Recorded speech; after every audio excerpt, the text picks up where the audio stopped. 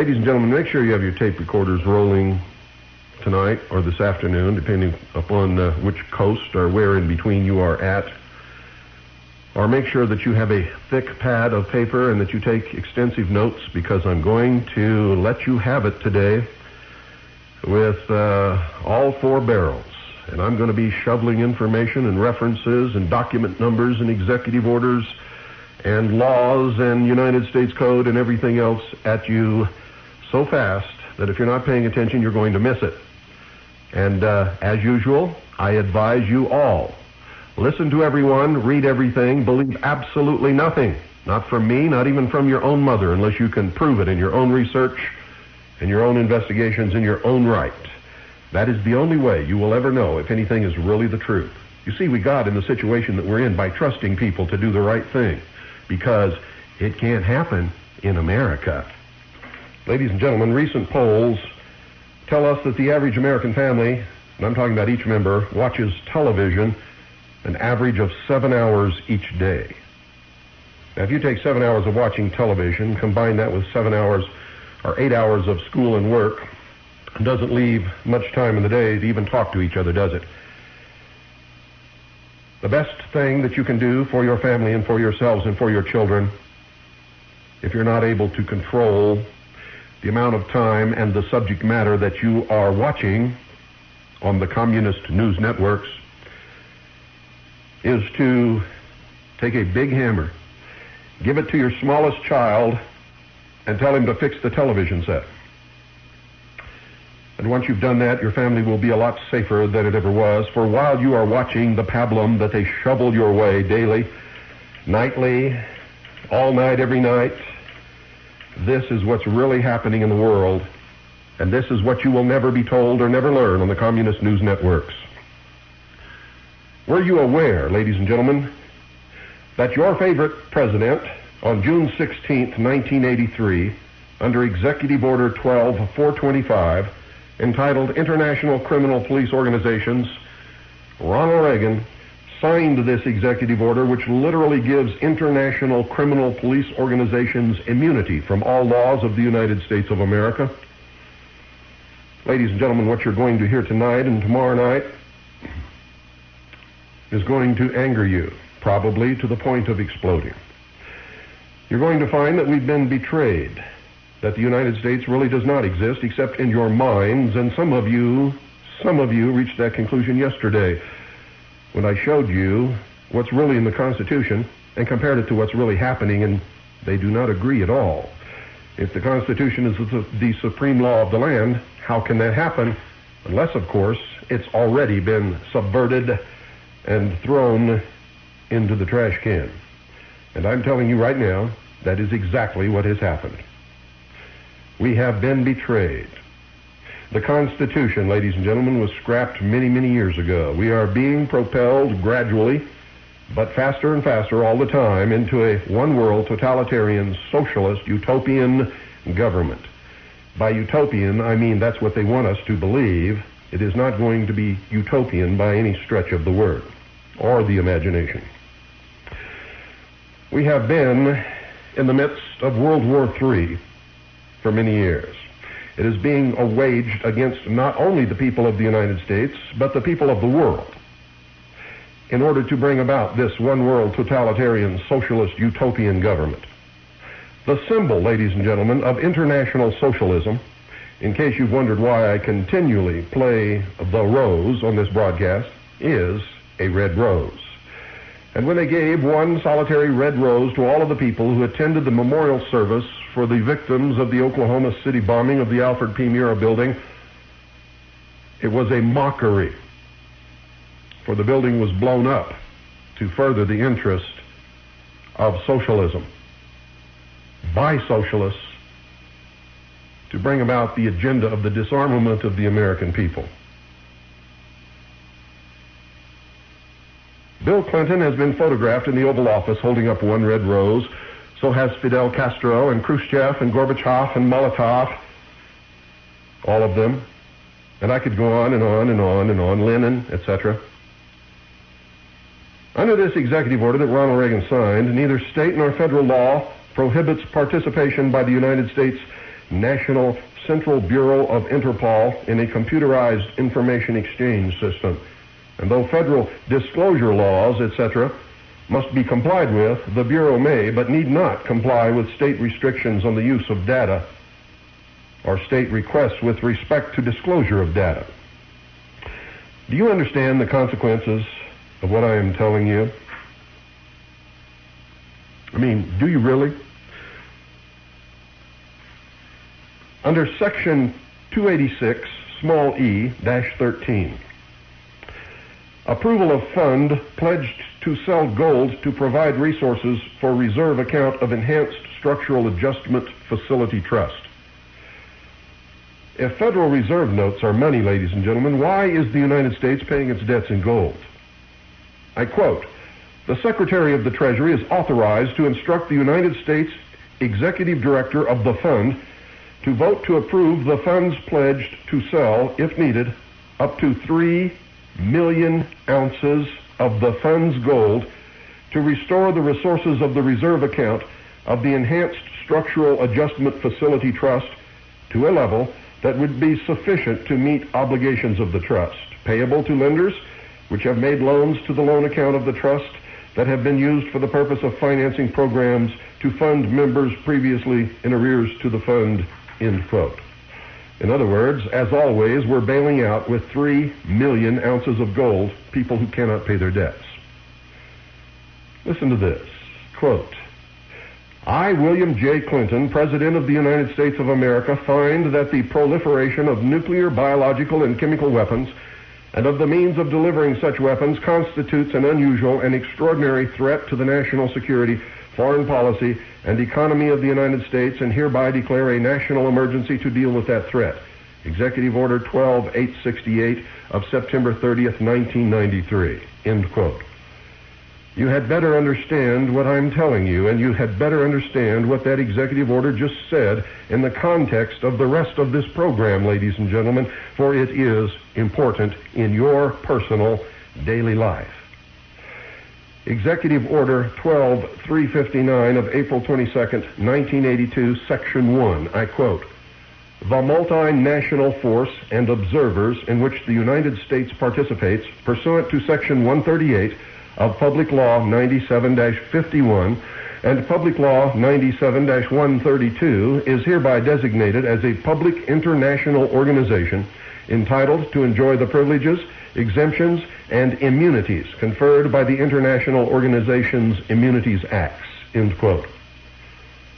You see, you thought I was fooling. Also, ladies and gentlemen, the United States Treasury Department was established under the Treaty of Bretton Woods, wherein it specifically states that the Treasury Department comes under the International Monetary Fund and International Organization under the United Nations, and the Secretary of the Treasury, which up until not too long ago was Lloyd Bentsen, cannot be paid by the United States of America, but instead receives his remuneration from the International Monetary Fund. He is an agent of a foreign power. That makes the Bureau of Alcohol, Tobacco, and Firearms an international police organization exempt from the laws of the United States of America, and that explains what has been happening in recent months and years and why no one is ever punished for what they have done. They have immunity. It also explains how the president is being held hostage in the White House by a security force called the Secret Service, which owes its allegiance to the United Nations and not the United States of America. They will tell you that the Secret Service is an agency under the Department of the Treasury. Yet if you look in the United States Code under the organization of the Department of the Treasury, you will find that the Bureau of Alcohol, Tobacco, and Firearms, the Internal Revenue Service, and the Secret Service are not listed as agencies of the Department of the Treasury of the United States of America, or as any agency of any department of any branch of government of the United States of America. But according to law, if they are, they must appear under the organization table in the United States Code as such agents. I should say agencies, but they are not, you see. They do not owe any allegiance to the United States of America because they are agencies of the United Nations. And that is a fact. Multinational force. Public Law 97-132, Section 23. Privileges and immunities of the multinational force organization. The multinational force organization shall enjoy the status, privileges, and immunities accorded in Article 2 of the Convention on the Privileges and Immunities of the United Nations, hereinafter known as the Convention. Still quoting, the provisions of Article 2 of the Convention shall also apply to the property, funds, and assets of participating states used in the receiving state in connection with the activities of the MFO. Such participating states may not require immovable property in the receiving state without agreement of the government of the receiving state.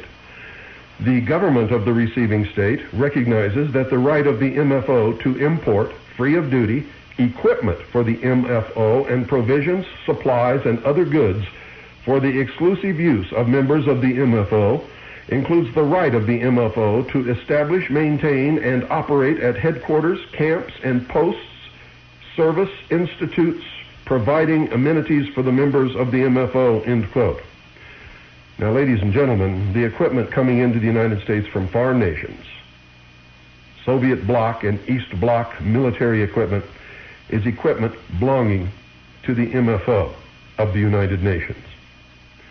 Under locally recruited personnel, quote, 37.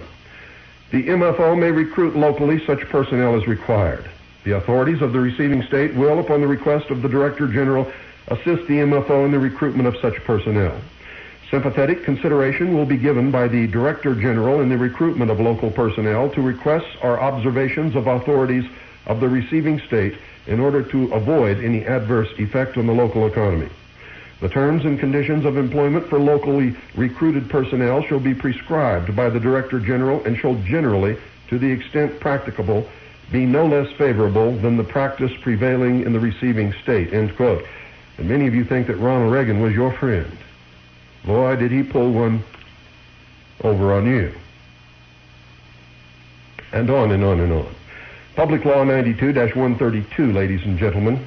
Now here we have Executive Order 11490. Under Part 3, Department of the Treasury, it states specifically that, quote, the Secretary of the Treasury shall develop policies, plans, and procedures for the performance of emergency functions, not normal functions, emergency functions, with respect to the following.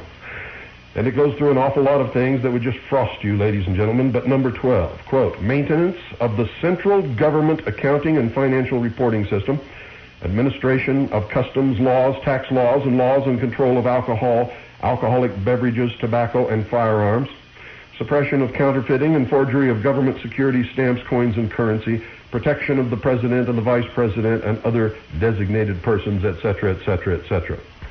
From a hardbound book, a thick book entitled Review of United Nations Charter, Collection of Documents, Senate Document 87, 83rd Congress, Second Session, on page 461, paragraph 99. Disclosure and verification of armed forces and armaments. United States proposal in the Disarmament Commission, April 5th, 1952. That's 1952, folks. You see, this didn't just happen yesterday. Quote, the General Assembly resolution calling for regulation, limitation, and balanced reduction of all armed forces and armaments directs that the Commission be guided by a number of principles, including the following. Operative paragraph 3, small a. In a system of guaranteed disarmament, there must be progressive disclosure and verification on a continuing basis of all armed forces, including paramilitary, security, and police forces, and all armaments, including atomic. Now, do you understand what he just said there? They're talking about continued reporting and verification on all armed forces, including paramilitary, which is the militia, security personnel, which means the guy that's standing down at the bank, guarding the bank, and police forces, which means sheriff and police departments, and all other armaments, including atomic.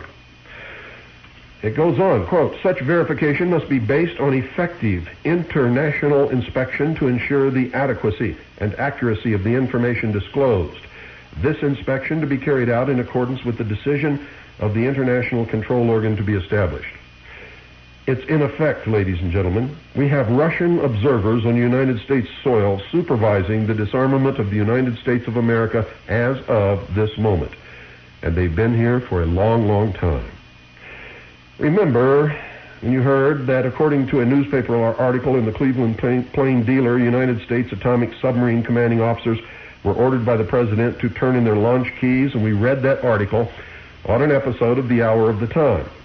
Listen to this on page 462, under small a, extent of disclosure and verification, paragraph 2. Quote, the disclosure must cover all armed forces of every kind, including paramilitary, security, and police forces, and all armaments, including atomic. The verification of armed forces and armaments must likewise cover all armed forces of every kind, including paramilitary, security, and police forces, and all armaments, including atomic. Now, ladies and gentlemen, let's go to a document entitled Disarmament, Two Approaches, a Comparison, United States and the Union of Soviet Socialist Republics, Disarmament Proposals. Now, understand what I'm telling you. This is a joint proposal between the United States and the Union of Soviet Socialist Republics. The breakup of the Soviet Union was not an accident. It is a deceit. Mikhail Gorbachev admits that in his book Perestroika. It has also been admitted by many other high-level Soviet bureaucrats and generals, and it is thoroughly documented and outlined in a book entitled New Lies for Old. This was published by the United States Arms Control and Disarmament Agency in November of 1961, ladies and gentlemen. That's November of 1961, and this outlines the entire plan to disarm the world, including the United States of America and its people. Quote, disarmament goals: a free world under the rule of law with procedures for the peaceful settlement of disputes. The United States, a free, secure, and peaceful world of independent states adhering to common standards of justice and international conduct and subjecting the use of force to the rule of law, a world where adjustments to change takes place in accordance with the principles of the United Nations. And under the USSR, no provision after general and complete disarmament has been achieved, measures to be put into effect for preserving peace and security in accordance with the United Nations Charter. In other words, ladies and gentlemen, the Union of Soviet Socialist Republics agreed only to agree once disarmament has occurred, and that disarmament is the disarmament of the United States of America and the Western powers. The Soviet Union did not agree to disarm, did not disarm, are not disarming now, and instead are continuing to build up their military forces because if all else fails, and if they are not able to disarm the American people, ladies and gentlemen, they will use the military might of what we used to know as the Union of Soviet Socialist Republics to bring the United States of America into line. We are disarming, they are not. Under general and complete disarmament under the United States, a world where there shall be a permanent state of general and complete disarmament under effective international control. Under the heading, the USSR, quote, general and complete disarmament under strict and effective international controls. Note, in elaborating on this goal, the Soviets reject control of agreed levels of armaments at any stage, except after general and complete disarmament has been obtained, which means everyone else disarmed except for them. Under use of resources, quote, a world where the resources of nations shall be devoted to man's material, cultural, and spiritual advance. That's the United States goal. Under the USSR, quote, part of funds released from expenditure on armaments is to be used for economic assistance to underdeveloped countries, end quote. I bet you're wondering what is happening. Well, this explains an awful lot of it, ladies and gentlemen, and we will continue to elaborate on this during the rest of this broadcast and also tomorrow. You see, oh boy, they've been after us for a long, long time. You need to find your guts. I mean it. You need to find your guts. Stop sitting back and say it can't happen to me. It's already happened, ladies and gentlemen. You just don't know about it. You haven't seen the results of all of this yet, but I can assure you, you will. And when it does, it's going to be like a Mack truck hitting you at 80 miles an hour in the middle of the freeway. But by then, it'll be too late. That's why I'm doing this. You need to find your guts and get ready to fight, if you understand what I mean. If you don't, you'd better hide in the closet, because the blood is going to run in the streets of America, and it's not far off, ladies and gentlemen, and it's not because we're going to start a war or we want to kill anybody. We don't. Nobody in this country or any other country wants to kill anybody, wants to hurt anybody. I fought in Vietnam, and when I came back, I swore I would never kill another living thing as long as I lived. And I'm very, very upset that they're going to force me to do it to protect the freedom and the future of my country and of my children and my family and my community. You see, whether we want to or not, they're going to force us to, unless we agree to be slaves, which most American people are not going to do ever. That's as foreign to them as living on Mars.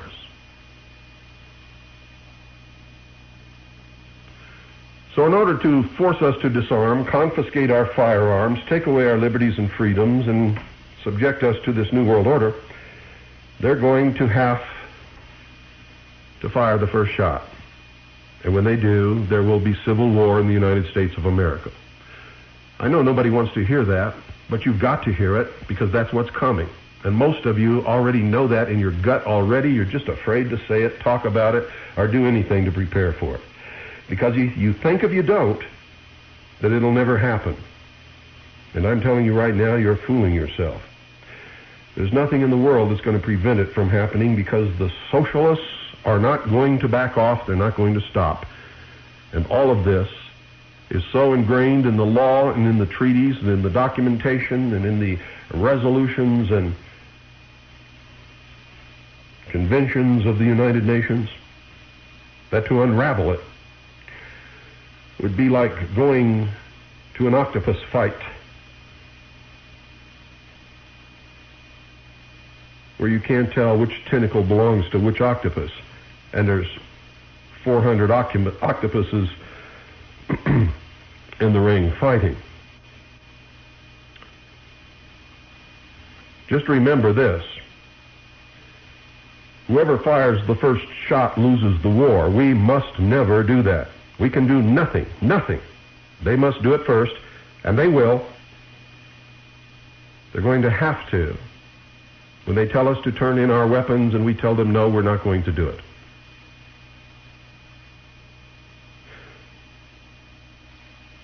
In the United States statutes at large, containing the laws and concurrent resolutions enacted during the first session of the 87th Congress of the United States of America, treason, 1961, and reorganization plans, amendment to the Constitution and proclamations. Treason, it's not part of this title, that's my interjection. Volume 75 in one part. Now, if I'm going too fast, ladies and gentlemen, to write this down, order the tape. If you'd like to get a complete tape list of all the broadcasts of the Hour of the Time, send us $1 in a self-addressed stamped number 10 size envelope, and I'll give you the address later. Volume 75 in one part, United States Government Printing Office, Washington, 1961. Public Law 87-297, September 26, 1961, to establish a United States Arms Control and Disarmament Agency. Quote, be it enacted by the Senate and House of Representatives of the United States of America in Congress assembled, Title 1, short title, Purpose and Definitions, Section 1. This act may be cited as the Arms Control and Disarmament Act. It lays it all out, ladies and gentlemen, establishes the agency that is to supervise the disarmament of the United States, overseen and inspected by appointed officers of the Soviet Union. Quote, United States Arms Control and Disarmament Agency, organization and functions, end quote. And ladies and gentlemen, this is dated October 17th, 1961. Disarmament Document Series, United States Arms Control and Disarmament Agency, resolution adopted by an 87-11 vote in the United Nations General Assembly regarding Soviet 50 megaton bomb. Number 1632, 16-1043, preliminary meeting, October 27, 1961. The General Assembly, seized with the question of halting nuclear weapons tests, solemnly appeals to the government of the Union of Soviet Socialist Republics to refrain from carrying out its intention to explode in the atmosphere a 50 megaton bomb before the end of this month. End quote. That was the scare tactic. The result was a White House statement of October 30th, 1961, calling for world disarmament by the President of the United States. He said, quote, "We have no wish ever to use this military power. We are ready now as ever to sign the test ban treaty proposed at Geneva. We are ready now as ever to negotiate a treaty for general and complete disarmament," end quote. You see, they've been conducting this in the open, in the documentation, but behind closed doors to the public, because the public never reads the documentation. Disarmament Document Series, United States Arms Control and Disarmament Agency. Report to the United Nations Disarmament Commission on the 18-Nation Disarmament Committee's deliberations from the beginning of the conference, March 14th, 1962 to June 1st, 1962, end quote. The co-chairman of the conference of the 18-Nation Committee on Disarmament, at the request of that conference, transmit herewith to the United Nations Disarmament Commission, pursuant to General Assembly Resolution 1722-16, the following interim progress report on the conference deliberations for the period March 14th, 1962 to June 1st, 1962. It outlines the participants. It outlines the agreements. It outlines the preliminary deliberations. It tells, quote, the deliberations and the decisions for the Committee of the Whole, the informal meeting reports, the subcommittee on a treaty for the discontinuance of nuclear weapons tests and the disarmament of the nations of the world. And then there are conference documents listed. Then, Disarmament Document Series, United States Arms Control and Disarmament Agency, text of presidential statement after, and after, quote, after signing into law the bill, Public Law 87-297, 87th Congress, establishing a United States Arms Control and Disarmament Agency, September 26, 1961, with the signing of H.R. 9118, there is created the United States Arms Control and Disarmament Agency. This act symbolizes the important the United States places on arms control and disarmament in its foreign policy. The creation for the first time by an act of Congress of a special organization to deal with arms control and disarmament matters emphasizes the high priority that attaches to our efforts in this direction, end quote. Treason. Plain and simple, it's treason. Quote, our ultimate goal, as the act points out, is a world free from war. It doesn't say free world. It says a world free from war and free from the dangers and burdens of armaments, in which the use of force is subordinated to the rule of law, in which international adjustments to a changed world are achieved peacefully. It is a complex and difficult task to reconcile through negotiating the many security interests of all nations to achieve disarmament, but the existence of this agency will provide new and better tools for this effort. I am pleased by the bipartisan support this bill enjoyed in the Congress. The leaders of both political parties gave encouragement and assistance. The new agency brings renewed hope for agreement and progress in the critical battle for the survival of mankind. Translate, New World Totalitarian Socialist Utopian Government. And the next one, disarmament, two approaches, a comparison, United States and the Union of Soviet Socialist Republics disarmament proposals. United States Arms Control and Disarmament Agency, dated November 1961.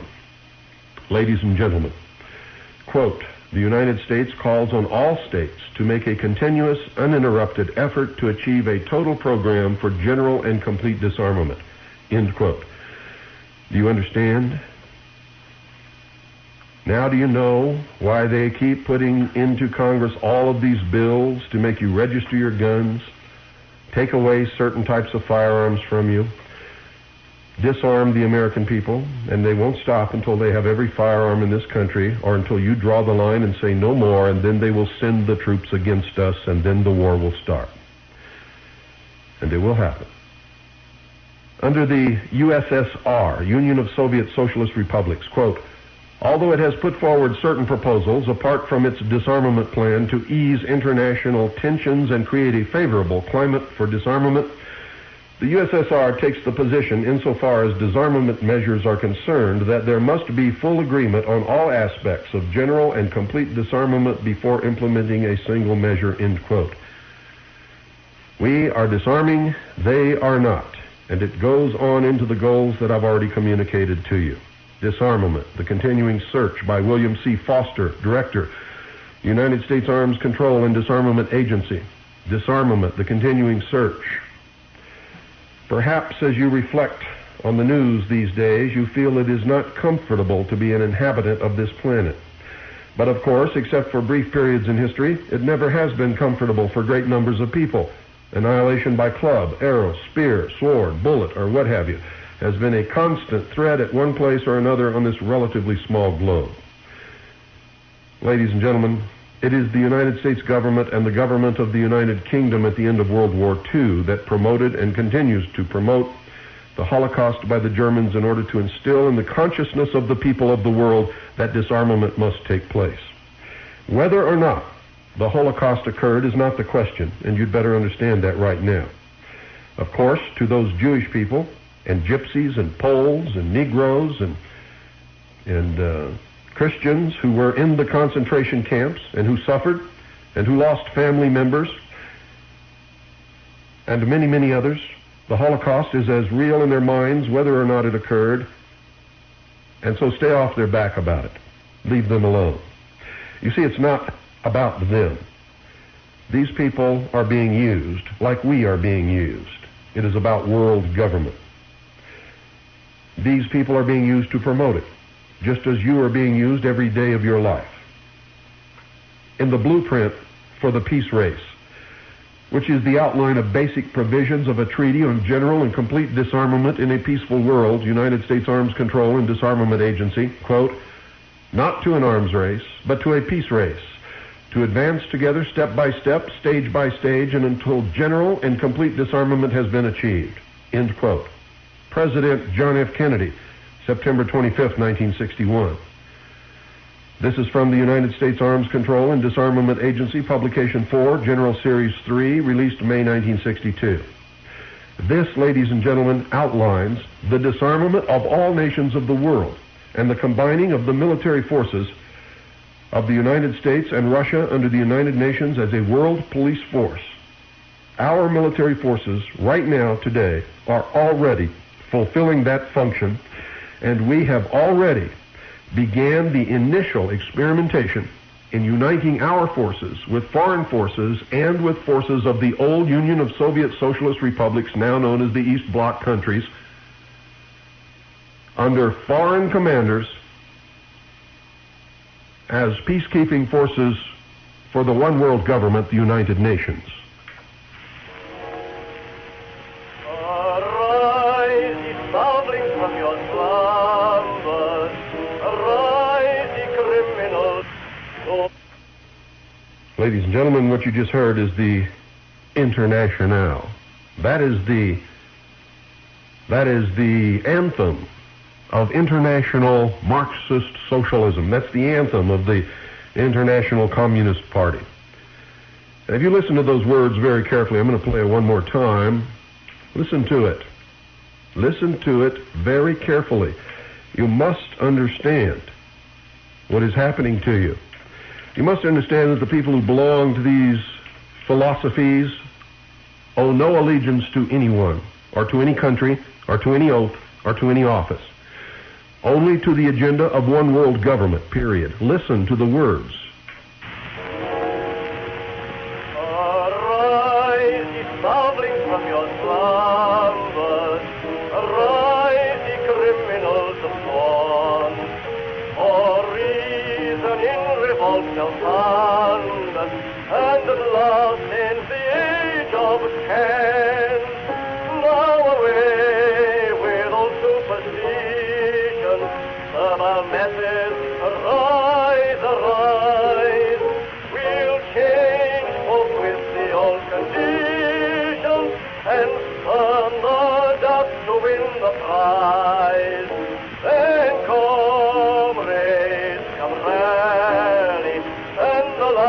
fight let us face the international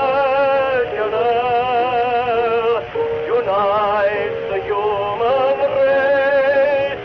Then comrades, come rally, and the last fight let us face the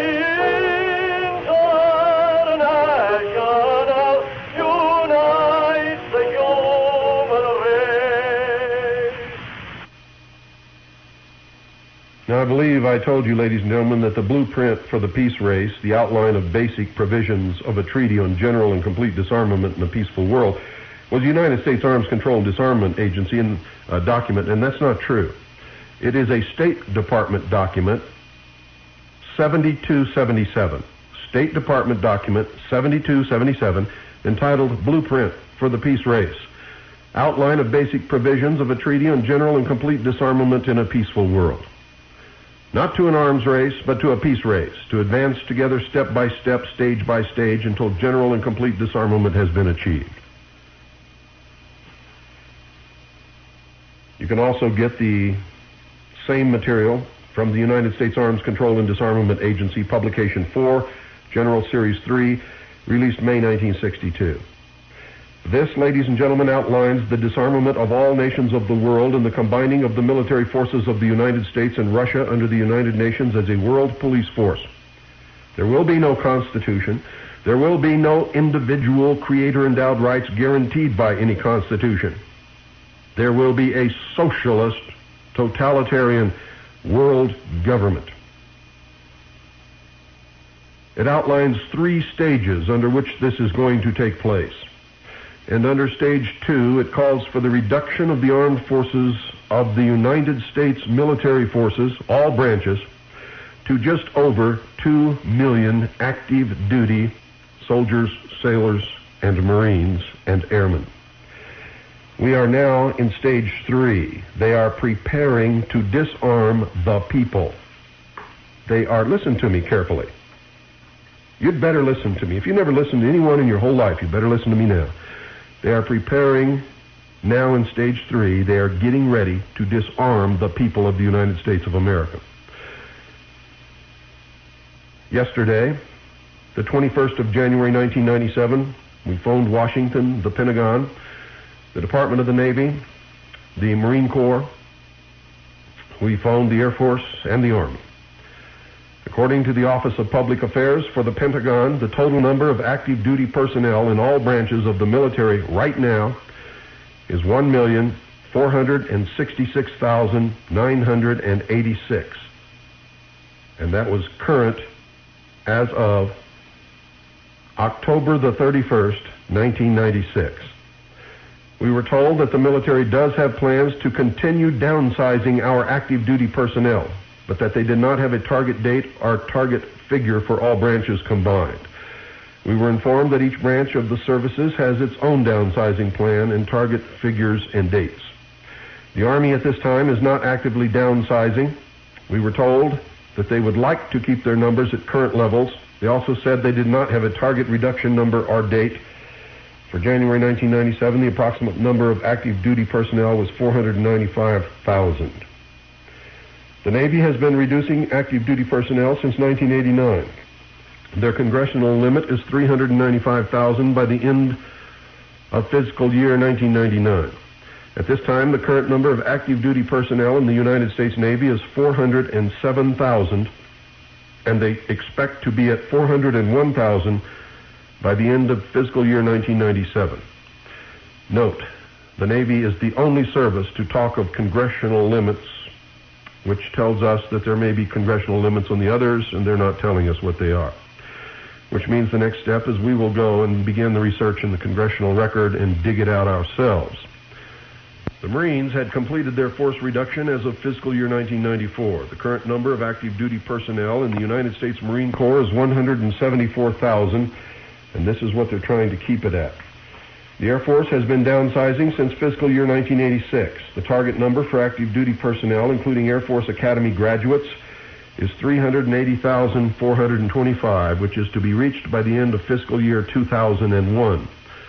The current number of active duty personnel in the Air Force as of March 31st, 1996 is approximately 393,000. This figure includes approximately 4,000 Air Force Academy students. During the force reduction or down draw, as the Air Force refers to it, the officer corps will be reduced by 32%, and the enlisted personnel will be reduced by 39%. The Coast Guard has been streamlining since 1994. Their goal was 12% of their active duty personnel, which equated to about 4,000. At this time, the active duty personnel number 34,992. They expect to be completed by the end of fiscal year 98. We were told that this is the smallest the Coast Guard has been since 1963.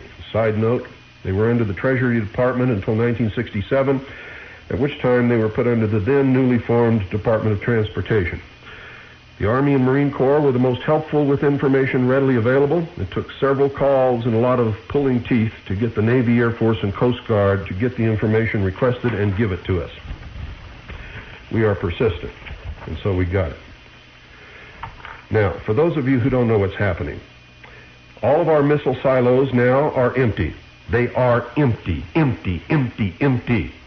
All of our Minuteman missiles have been destroyed. They are gone forever. Our B-52 strategic bomber fleet is being hacked into 3 pieces, each individual bomber, by a huge crane-wielded guillotine in the desert of Arizona. And every day, it must be done in the open, for the Soviet Union flies overhead with reconnaissance planes and takes photographs to make sure that we are destroying the exact number of bombers that we are required to destroy every day, every week, every month, every year.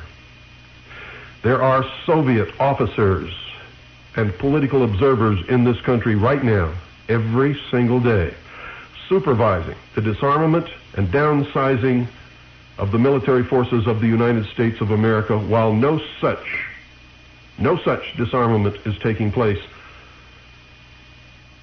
in what we used to know as the Union of Soviet Socialist Republics, despite the spate of propaganda that is being shoveled at you like so much pablum to a baby by the communist news networks with the ilk of Peter Jennings, who's not even a United States citizen. Why would you listen to him?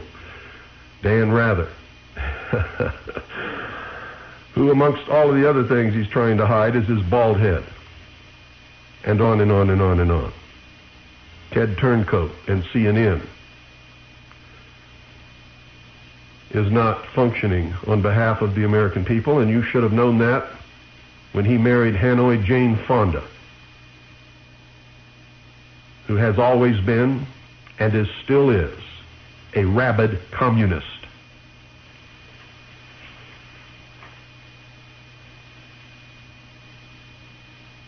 We are now in stage 3, ladies and gentlemen. In stage 3, the civilian populations of the United States and the other countries of the world who still have weapons will be disarmed. That's why the World Trade Center was blown up. That's why the Alfred P. Murrah Federal Building in Oklahoma City was blown up.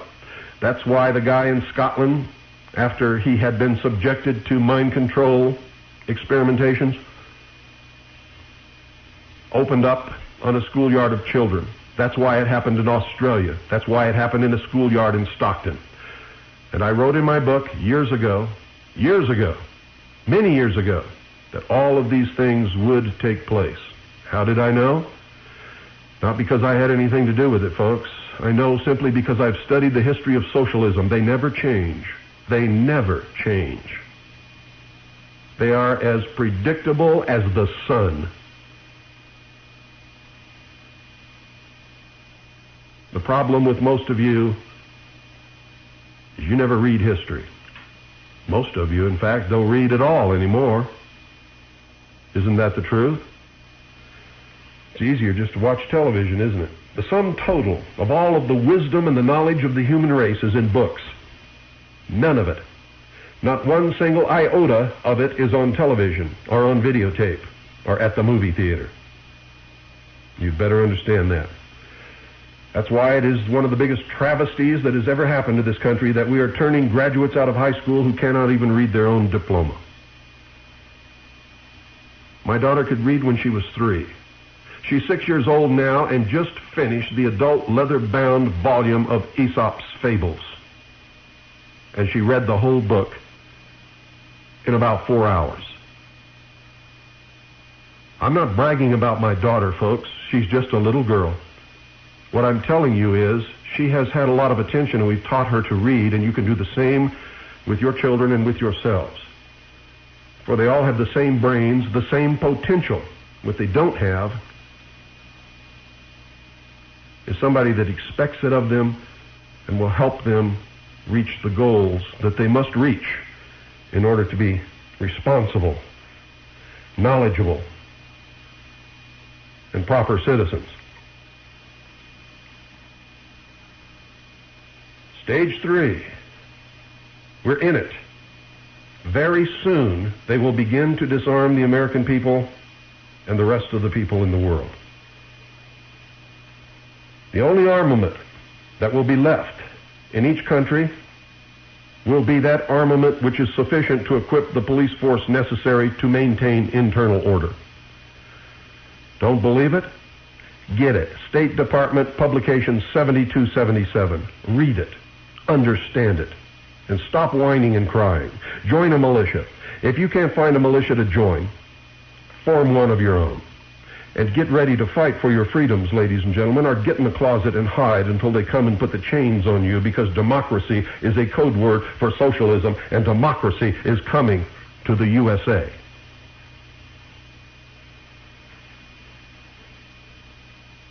Disarmament. When you hear that word, you think automatically of disarming Russia. Russia's not disarming. Ladies and gentlemen, we are. We did not win the Cold War as you thought. The fall of the Soviet Union was a deception to disarm the West, and the Soviets have made no secret of it. It is in all their writings. It is in their speeches. It is everywhere. You're listening to the Worldwide Freedom Radio Network, with studios in Eager, Arizona, broadcasting on satellite GE1, transponder 7, 7.56 audio, and over 700 FM stations around the nation and around the world. The Hour of the Time is also carried on WRMI, worldwide shortwave radio, 9955 kilohertz, Monday through Friday nights, 5 until 7 p.m. Eastern Standard Time. This is my daddy's station. I'm Pooh, classic radio like you always wished it could be. 101.1 FM, Eager. Light out on the hour. It is the hour of the time. Light out for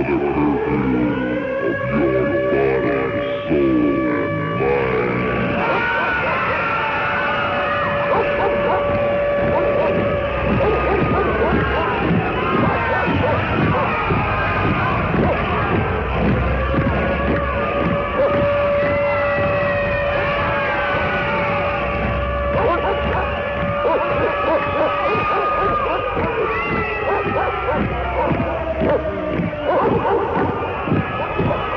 curfew of your body, soul, and mind.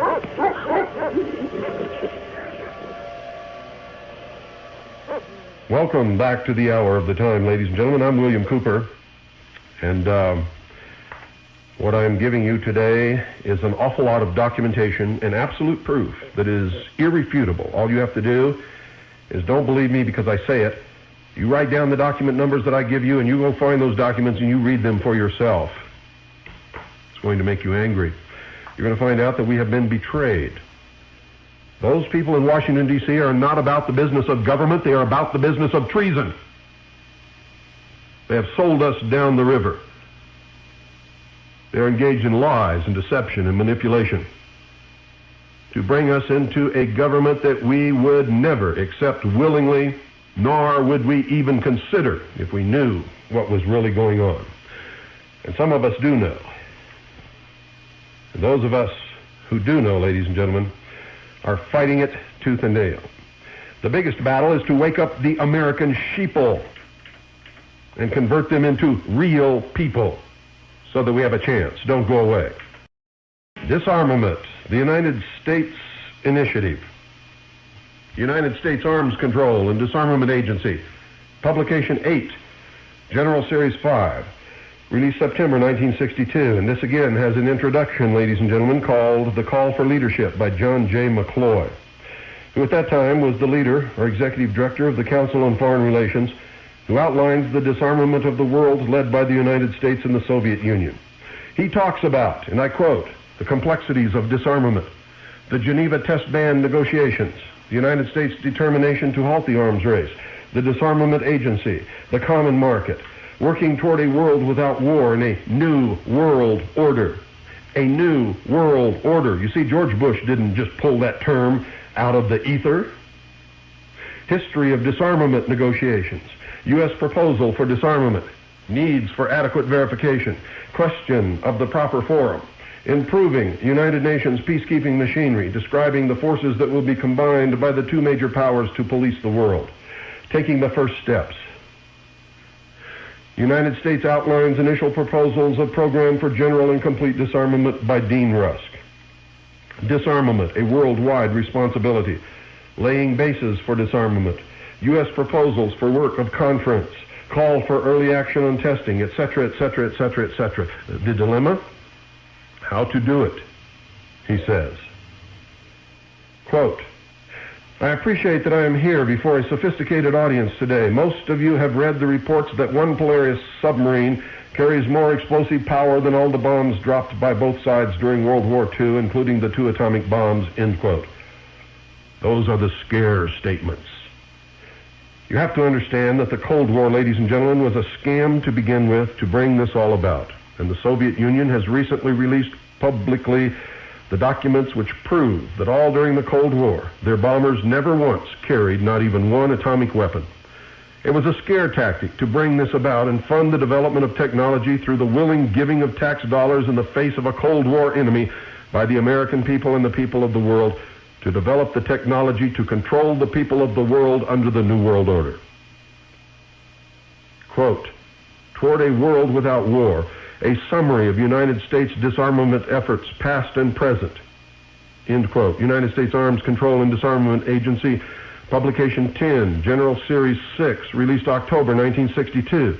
Quote, world order will be secured only when the whole world has laid down these weapons which seem to offer us present security but threaten the future survival of the human race, end quote. There was never any danger of that, and still is not. President John F. Kennedy said that in his State of the Union message, January 11, 1962, the whole time knowing that there was no threat.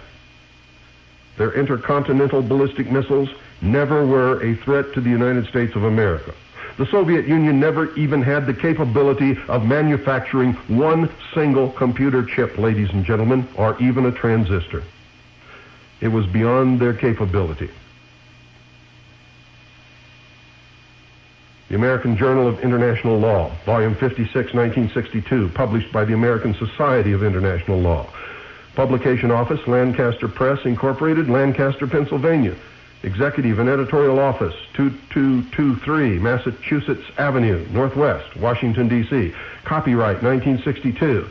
This is the American Journal of International Law, ladies and gentlemen, and in here it outlines the official documents. Disarmament.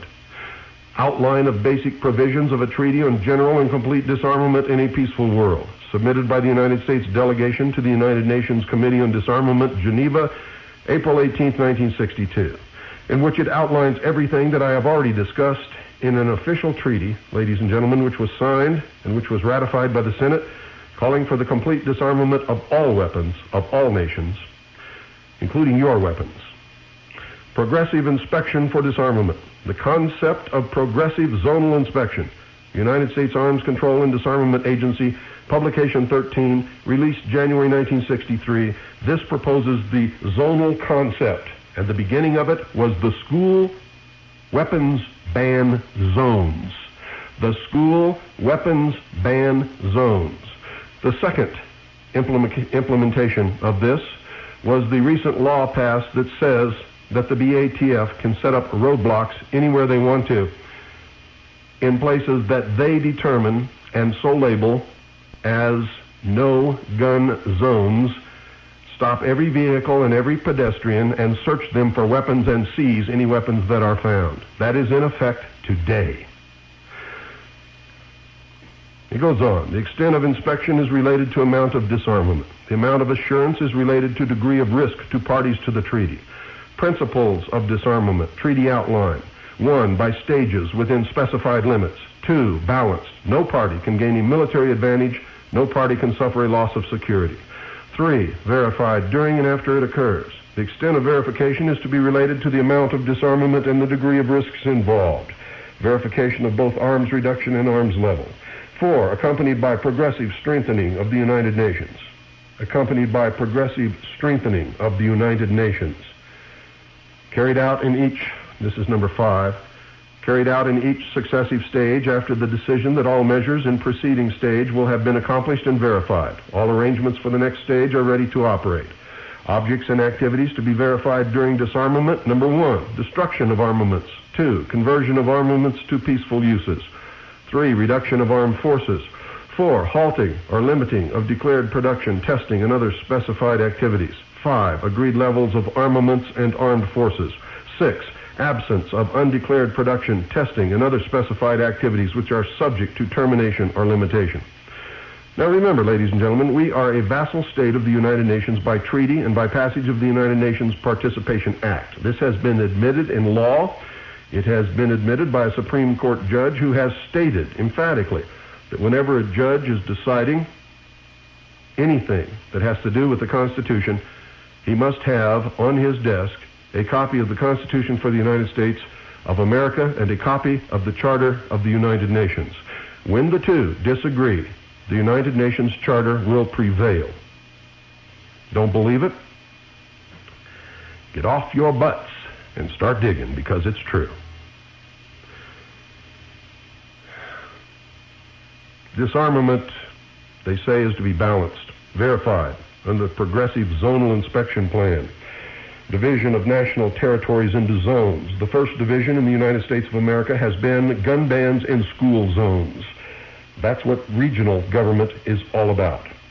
Declaration to the International Disarmament Organization of total level of armaments, forces, and specified types of activities subject to verification in each zone. Selection of zones for inspection. Declaration to the International Disarmament Organization of the exact locations of armaments, forces, and specified types of activities which are within the zone or zones selected for inspection in that step.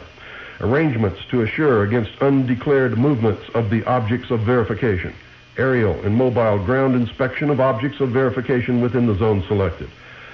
Once a zone has been selected and inspected, it remains open for further inspection while verification is being extended to additional zones. That's number 7. Number 8, when the first zones have been inspected in accordance with an agreed time schedule, arms levels would again be declared as in 2. Then the next zone or zones would be selected and inspected as in 4 through 7. I expect, ladies and gentlemen, that the next zones will be national parks and forests, and followed closely by land under the auspices of the Bureau of Land Management, and so on and so on. By the end of the final stage, when all disarmament measures have been completed, inspection will have been extended to all zones in the territories of the parties to the treaty. Disarmament is to be carried out within definite time limits by stages, and each stage is divided into 3 steps. Selection of zones may be 1, by the International Disarmament Organization, 2, by the non-host Western or Soviet bloc, 3, by random choice, or 4, some combination of the above. The break of the Soviet Union occurred, ladies and gentlemen, the breakup, to fool the American people into accepting disarmament, not understand really what this is all about. You see, these people who run the world understand sheeple better than you would ever believe. And you better quit being sheeple right this moment. You'd better pull the wool out from over your eyes, stop being hoodwinked, take off that fur coat, stand up on your own 2 feet, stop buying.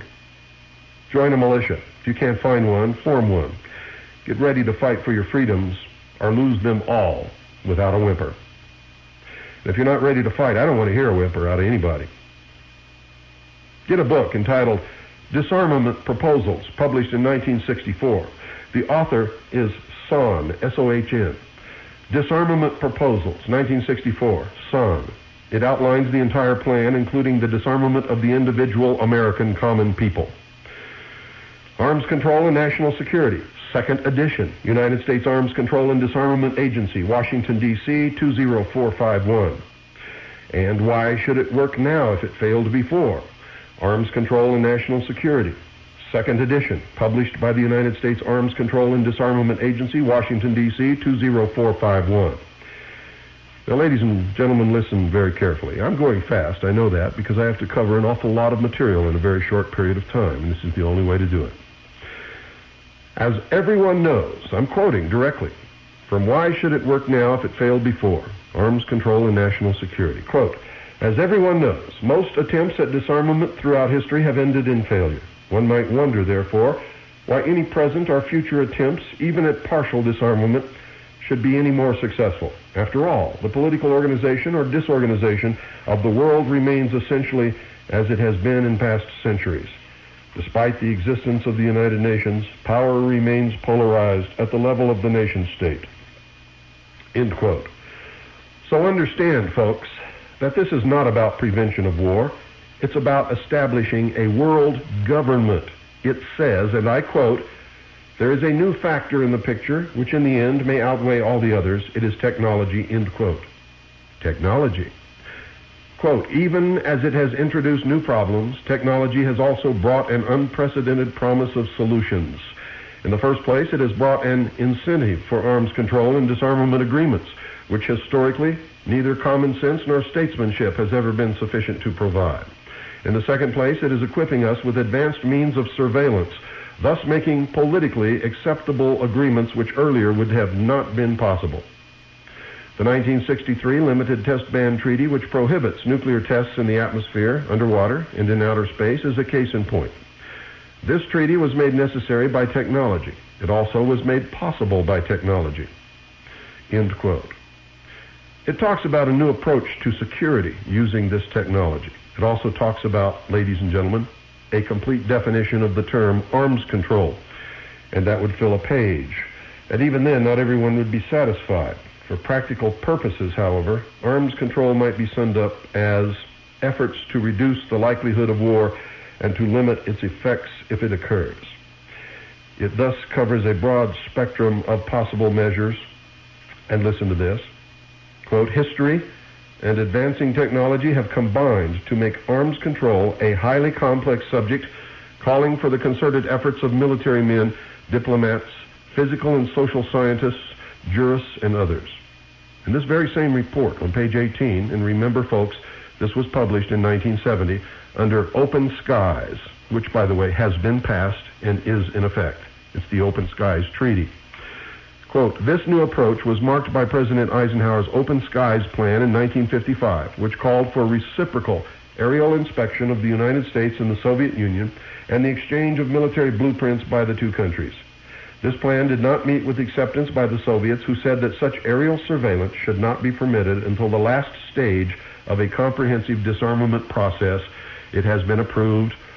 All signatories to the treaty have signed it. It is in effect, and we are in the last stage. Remember, it says, quote, until the last stage, end quote.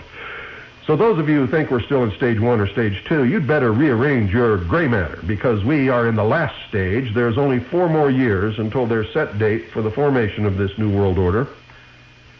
Actually, 3 more years. It's 1997, isn't it? They have 3 years to disarm the American people according to their plans.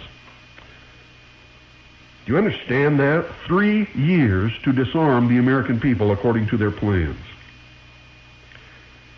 The Open Sky Treaty was just signed about 3 years ago, and Russian aircraft overfly the United States to inspect the disarmament of the United States now on a daily basis, and we are overflying what used to be known as the Soviet Union. We are disarming, they are not. According to their policy, they will not until everybody else does, although they say they are, and although our government is fooling us into believing that they are not disarming. Understand also, ladies and gentlemen, it is a scam, because if anything goes wrong, the military might of what used to be known as the Soviet Union will enforce the formation of the New World Order, accompanied by the treasonous military officers of the United States military services, all four of them, who are in total complicity and agreement and are even now, as we speak, acting as the police force for the New World Order. They know what they are doing. They are sworn to protect the Constitution for the United States of America against all enemies, foreign and domestic, and regardless, they are engaged in treason. So if you're looking for our own armed forces to save us, you're looking in the wrong place. The only defense you have is the militia and those members of the armed forces who at the specified time will realize what they are doing and come over to us with their men and their equipment.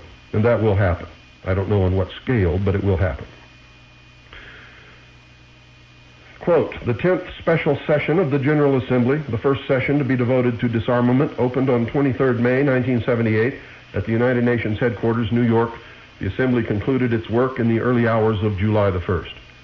Earlier, during that final meeting on 30 June, it adopted resolutions S-10/2 containing the final document of the 10th special session of the General Assembly, comprising an introduction, a declaration, and a program of action, and establishing new international machinery for disarmament. Now listen to what I just said. Establishing new international machinery for disarmament. And that's that multi-nation force that I told you about, that's here, with thousands of pieces of Russian armament, armored personnel carriers, tanks, decontamination vehicles, which means that they may even use biological or chemical warfare upon us. On page 22, it also decided to establish a program of fellowships on disarmament. Quote, implementation of the priorities mentioned in the program should lead to general and complete disarmament under effective international control, the Assembly asserted, end quote. And, quote, the Committee on Disarmament was to undertake the elaboration of a comprehensive program of disarmament in order to ensure that the goal of general and complete disarmament became a reality in a world in which the new international economic order was strengthened. Let me say that again. The new international economic order was strengthened. That's a buzzword for the New World Order. And you're still listening to Rush Limbaugh. You think he's telling you the truth. You better wake up. He's a detractor. He's a scam. He's a shill for the New World Order. Quote, necessary measures should be taken to maintain international peace and security, including the obligation of states to place at the disposal of the United Nations agreed manpower for an international peace force equipped with agreed types of armaments to ensure that the United Nations was able to deter or suppress any threat or use of arms in violation of its purposes and principles. You see, they're not talking about treaties that we made. They're talking about the United Nations as a world government. That's what this is all about. Quote, general and complete disarmament under strict and effective international control should permit states to have at their disposal only those non-nuclear forces, armaments, and facilities agreed to be necessary for internal order, end quote. No New World Order? Rockefeller's not involved. The Trilateral Commission is not involved. The Council on Foreign Relations is not involved. Newt Gingrich is not involved. Bob Dole's not involved. Bill Clinton is not involved. He's just a nice guy with a wife that has a big mouth or something. They're all involved, or they wouldn't be there. They admit it in their own publications.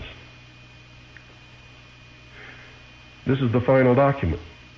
On June 30th, 1978, at the end of the special session, the General Assembly adopted Resolution S-10/2, by which it adopted also the final document of the 10th special session of the General Assembly, providing a broad platform for further efforts by the United Nations in the field of disarmament, etc., etc., etc. New World Economic Order, New World Order, words echoed over and over again years ago.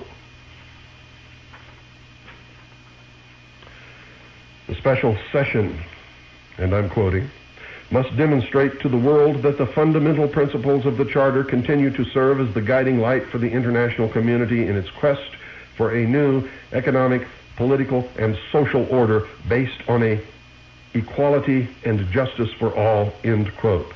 That's socialist drivel, ladies and gentlemen. All the socialist regimes that have ever occurred or risen to power in the history of the world, you'll see that there was never equality for all, and there certainly was never justice for anybody. Limbaugh and all the others know about this, but they will not tell you about it, because if they do, they lose their radio shows, and they lose the millions of dollars that they've sold out for. Resolution S-10/2 is recommended by Ad Hoc Committee of 10th Special Session, AS 1023, Part 1, adopted without vote by Assembly on 30 June 1978. Without vote. Without vote. Quote, the nuclear and conventional arms buildup threatens to stall the efforts aimed at reaching the goals of development, to become an obstacle on the road of achieving the new international economic order, and to hinder the solution of other vital problems facing mankind. Conference of the Committee on Disarmament, and this is from 15th Annual Report to the Congress, United States Arms Control and Disarmament Agency, Publication 88, released July 1976. The Geneva-based, quote, the Geneva-based Conference of the Committee on Disarmament held 2 sessions during 1975 that proved to be among the most active in the 13-year history of this principal multilateral forum for arms control negotiations. Its 31 member nations represent a geographic and political cross-section of the world. The representatives of the United States and of the Soviet Union serve as co-chairmen. Ambassador Joseph Martin, Jr. led the United States delegation. Quote, the committee's agenda included several new issues that had been referred to it by the 1974 United Nations General Assembly. The question of nuclear weapon-free zones, arms control implications of nuclear explosions for peaceful purposes, and environmental warfare, in addition to the topic of chemical weapons restraints and a comprehensive nuclear test ban. End quote. And under environmental warfare, listen to this, quote, the highlight of the session was the August 21st tabling by the United States and Soviet representatives of identical texts of a draft. Let me say that again. The highlight of the sessions was the August 21st tabling by the United States and Soviet representatives of identical texts of a draft. Listen to this. Identical texts of a draft entitled, quote, Convention on the Prohibition of Military or Any Other Hostile Use of Environmental Modification Techniques, end quote, and it goes on and on and on and on. And they do have the ability to modify weather and just about make it whatever they want. I don't know if they've been doing that, but they have the ability. And we have found treaties that exist that acknowledge that they have the ability and prohibit the signatories to the agreement from using such technology to modify the weather or any other part of the environment without notifying the country that will be infected. It doesn't say they can't, it just says they have to notify. And it goes on and on. The members, ladies and gentlemen, of the United Nations are fully aware of the conviction of their peoples that the question of general and complete disarmament is of the utmost importance, and that peace, security, and economic and social development are indivisible, and they have therefore recognized that the corresponding obligations and responsibilities are universal. You see what's happening? In this country, we're supposed to have representatives that we vote for, and they're supposed to represent the wishes of the people who put them into office. But they are circumventing that through treaties, and through the representative to the UN and ambassadors to foreign countries.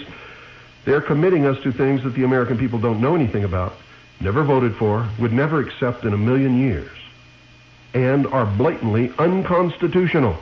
unconstitutional, which means they are engaged in treason, for they are dismantling and destroying the United States of America right before our very eyes. Well, it's taken me a long time to do this.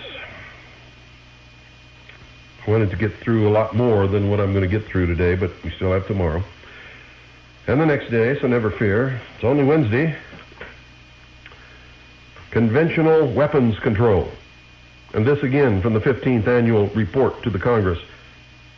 Quote, during the spring session, Ambassador Martin urged the committee explore practical means of restraining the worldwide competition in conventional arms, end quote. Conventional arms, ladies and gentlemen, that means your rifle. Your rifle. Quote, in addition to reiterating the United States' willingness to assist in the establishment of conventional arms control arrangements on a regional basis, Ambassador Martin set forth for the committee's consideration principles applicable worldwide to the acquisition and transfer of conventional arms. These principles are discussed in greater detail in the chapter on arms transfers. That program, passing through all the necessary stages, should lead to general and complete disarmament under effective international control. End quote. And now it doesn't say under control of the government of the United States of America or your local police department or your sheriff. It says international control.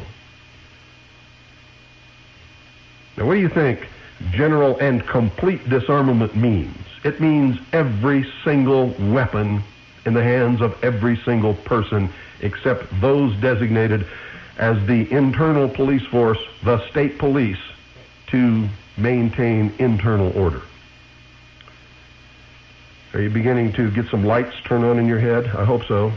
I really hope so.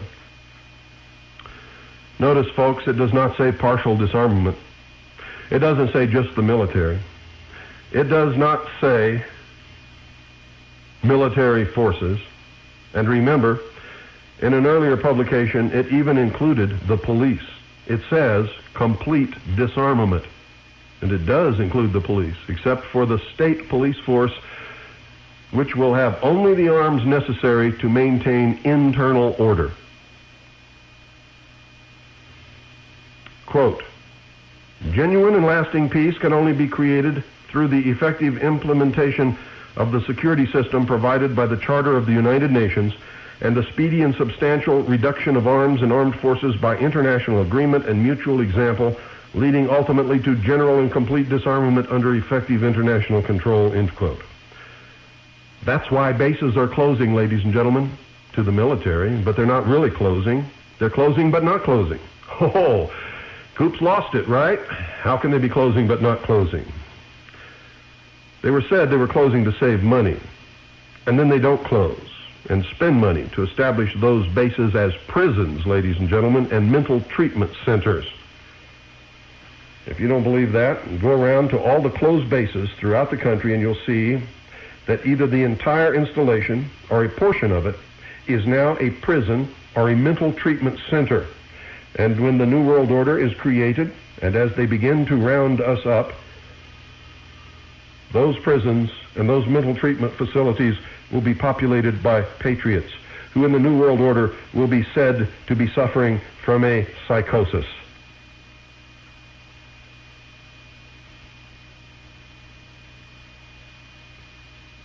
You see, will be considered to be primitives, Klingons, if you will. Klingons who refuse to adapt to the new world socialist order will be called mentally ill. Star Trek is brainwashing your children. You didn't even know it. What is it? Why, isn't there some kind of a galactic federation? A new world space order of all the different planets? And it's socialist, you see. None of those people have any property. None of them have any money. None of them have any families. Their whole cause is devoted to the furtherance of this federation, this new world order.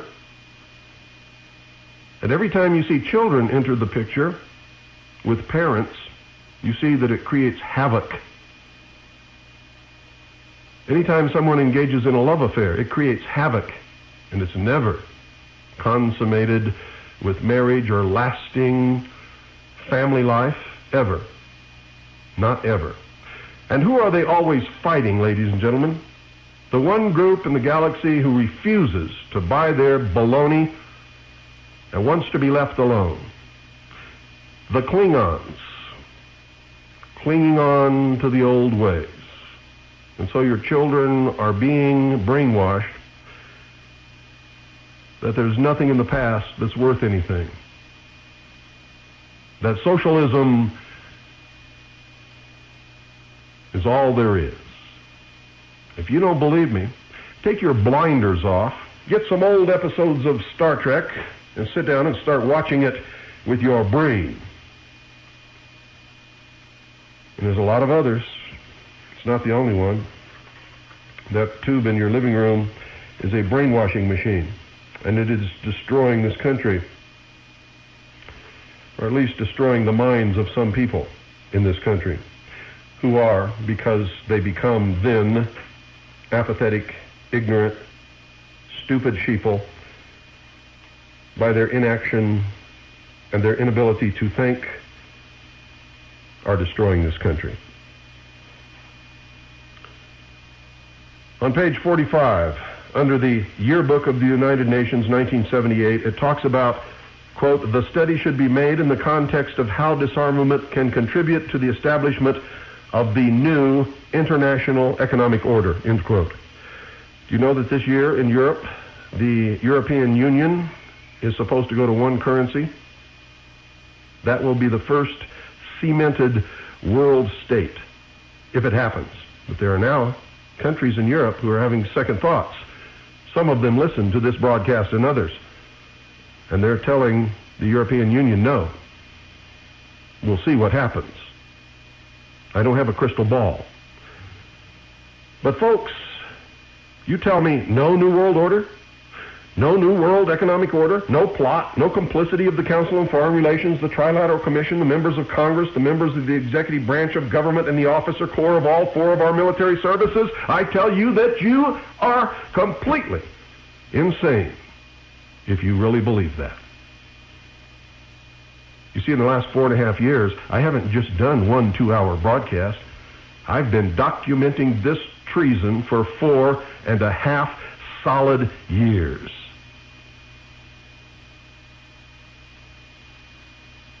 Anyone who tells you that there's no new world order, no new world economic order, no plot, no conspiracy, no complicity of the Council on Foreign Relations, the Trilateral Commission, the members of Congress, the members of the executive branch of government, including the President and his cabinet, and the highest-ranking military officers of all four of our military services, is a liar. They're part of the problem. They are part of the enemy. They are leading you down the garden path, because the facts tell us otherwise. Remember, the symbol of international socialism is the red rose. It was the symbol of the rose and cross which came out of the ancient mysteries which were suppressed between the cold north wind, the snow, were the seed planted by the adepts, concealing their true religion, their true philosophy. Wait for the spring thaw, when the rising sun and the generative force, the phallus, will generate and regenerate the old pagan religions under the guise of a new one world religion and one world totalitarian socialist government. They work for that day. They live for it. Everything that they do is in the furtherance of that agenda, and they laugh at all of you who can't even see what's going on right in front of your eyes. When this happens, freedom will die forever, for socialism is a binding system. It creates victims who are dependent upon the state, and the state becomes more important than any individual or any group of individuals. And everything that everyone does must be in furtherance of the state. All information is controlled. Certain books will disappear and are already disappearing, ladies and gentlemen, from your libraries and from the Library of Congress. Anyone who says anything or does anything that is considered to be politically incorrect will just disappear. You'll never see them again.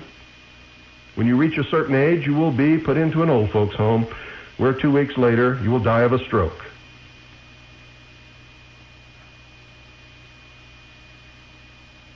And the Emperor's circus has already returned.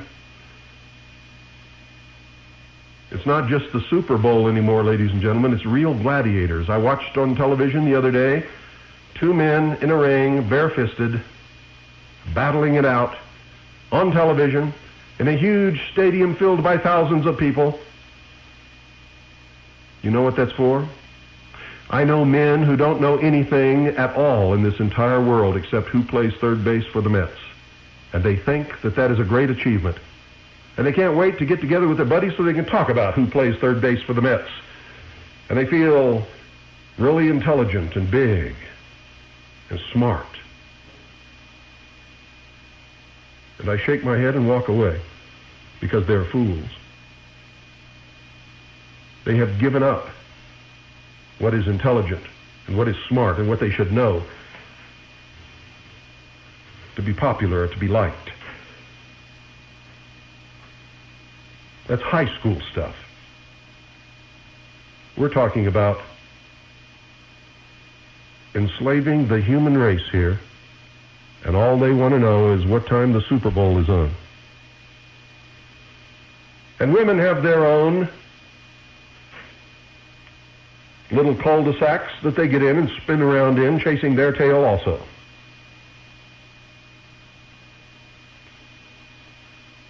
And they all know that something is terribly wrong, and they all talk about that,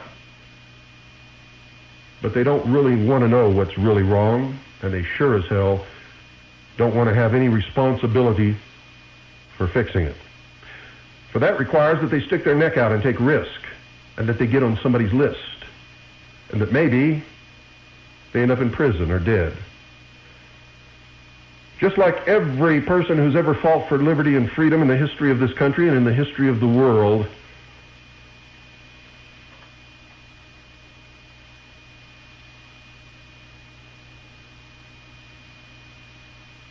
some of them always end up in prison or dead. But aren't they the people that we've always revered? Aren't they the people we've loved the most? Aren't they the people in whose memory we have set up monuments and memorials all over this country? Aren't they the people we hold up to our children as examples of heroes who led the proper life and did the proper thing? Why is it, ladies and gentlemen, that we will very gladly slap our children on the butts and send them off to die in some God-forsaken desert or some little pukey island down in the Caribbean,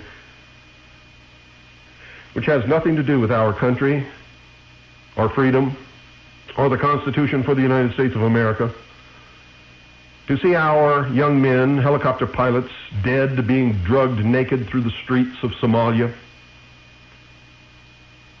To watch our veterans of the Gulf War sicken and weaken and give birth to deformed children and genetic freaks.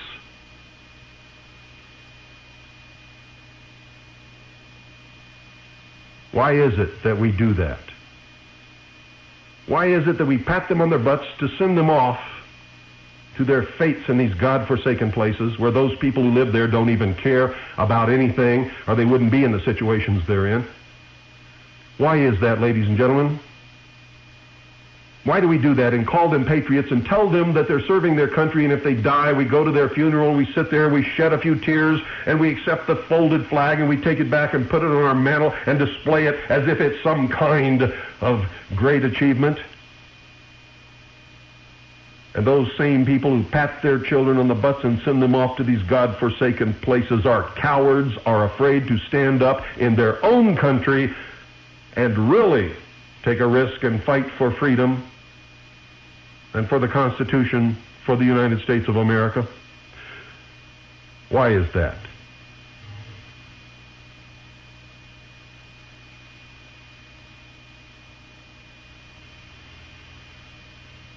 Well, I know the answer, but I'm not going to tell it to you because I think you know the answer too. And I think you're going to have to deal with that answer in your own heart. You see, ladies and gentlemen, I know there really is a Satan, a Lucifer, but he's not out there running around in the woods somewhere, and he doesn't sit up there on some planet looking down at us, and he doesn't fly around in the air. He's real.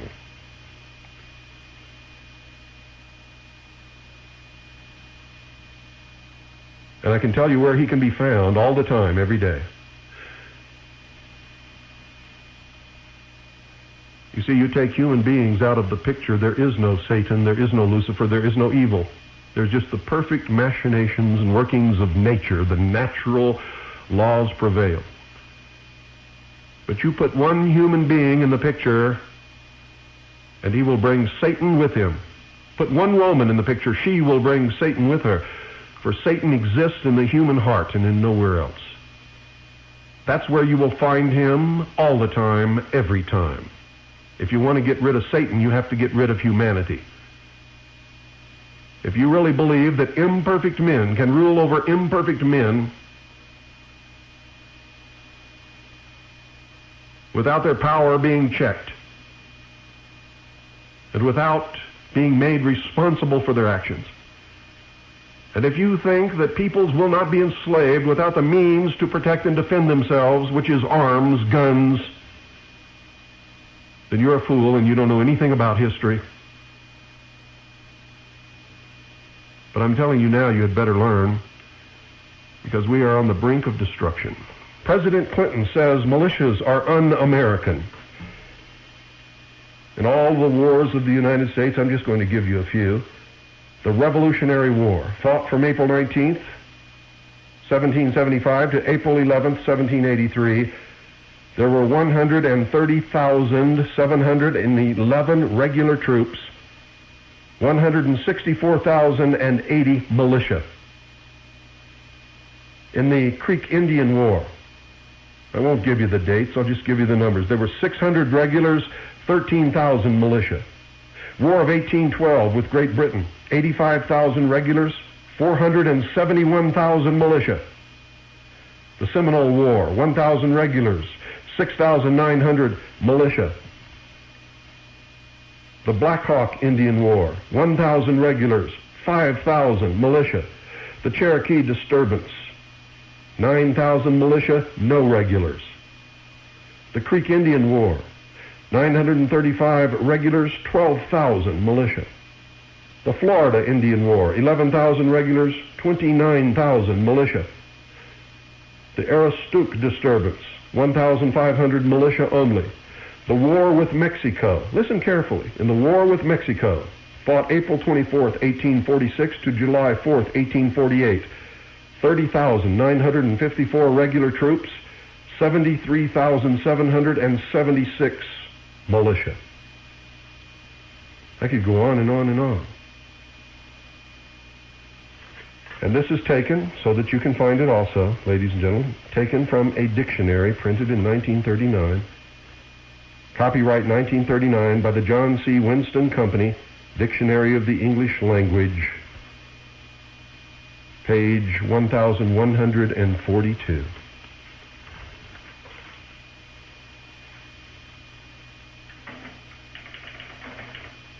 Good night, ladies and gentlemen.